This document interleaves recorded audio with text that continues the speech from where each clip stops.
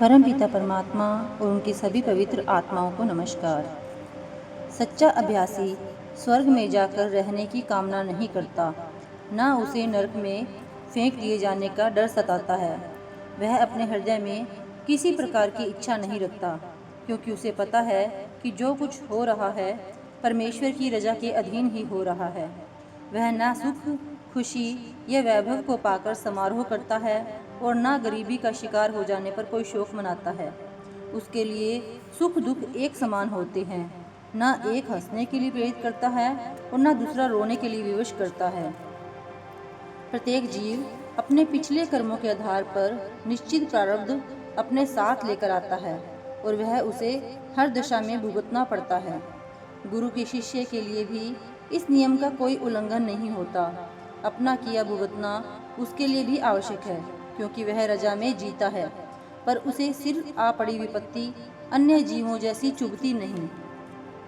अगर उसे हुकूमत करने या दौलत में खेलने जैसा कोई मन भाता अवसर मिल जाए तो वह जानता है कि इसे सदा नहीं रहना। अगर बीमारी, गरीबी आदि के कारण कठिनाई में रहना पड़ जाए तो भी वह मान लेता है कि आखिर यह मेरे अपने किए कर्मों का ही फल है, इसके लिए किसी अन्य को क्या दोष देना है। इस प्रकार वह अपने मन का संतुलन बनाए रखता है।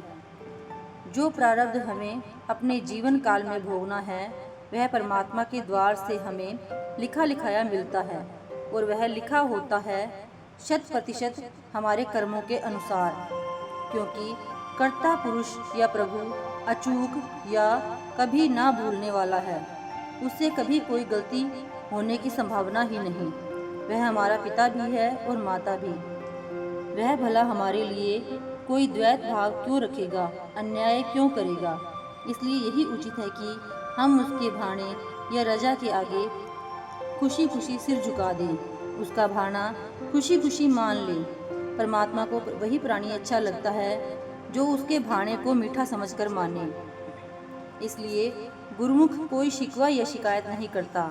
उसके लिए रजा में खुश रहना उसी प्रकार स्वाभाविक हो जाता है जिस प्रकार सोते हुए हम सांस लेते हैं। गुरुमुख अहम के दोष से मुक्ति पा लेता है और परमात्मा के भाणे को सच्चे हृदय से मीठा जानकर उसका स्वागत करता है। सतगुरु की शरण में लगा उसके चरणों की धूलि बना वह पूर्ण रूप से अभिमान रहित होकर सतपुरुष के दरबार में आदर प्राप्त करता है।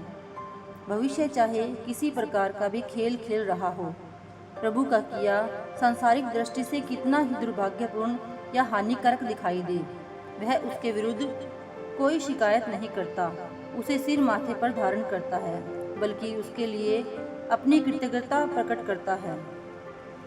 जिस प्रकार किसी के घर में आया अतिथि अपने मेजबान की संपत्ति पर कोई अधिकार नहीं जमाता, इसी प्रकार गुरुमुख संसार में एक साधारण मेहमान के रूप में विचरता है।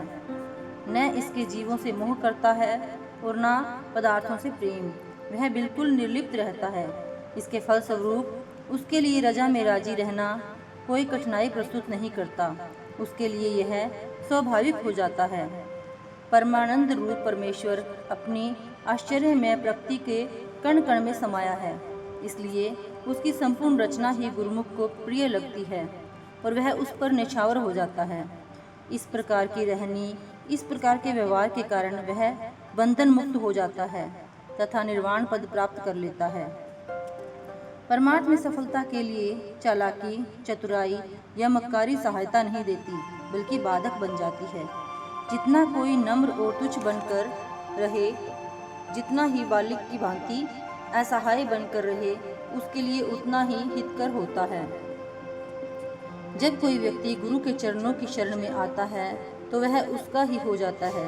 उसे तन और मन के कोई कलेश नहीं होते तथा वह अपनी संसार यात्रा समाप्त करने पर मोक्ष का आनंद प्राप्त करता है। संत सतगुरु सूरत शब्द की कमाई के अतिरिक्त सेवा की हिदायत भी देते हैं। उद्देश्य तो प्रभु की प्रसन्नता प्राप्त करना होता है, पर प्रभु की सेवा उसके अलग अगम होने के कारण सीधे तौर पर किसी दशा में नहीं की जा सकती।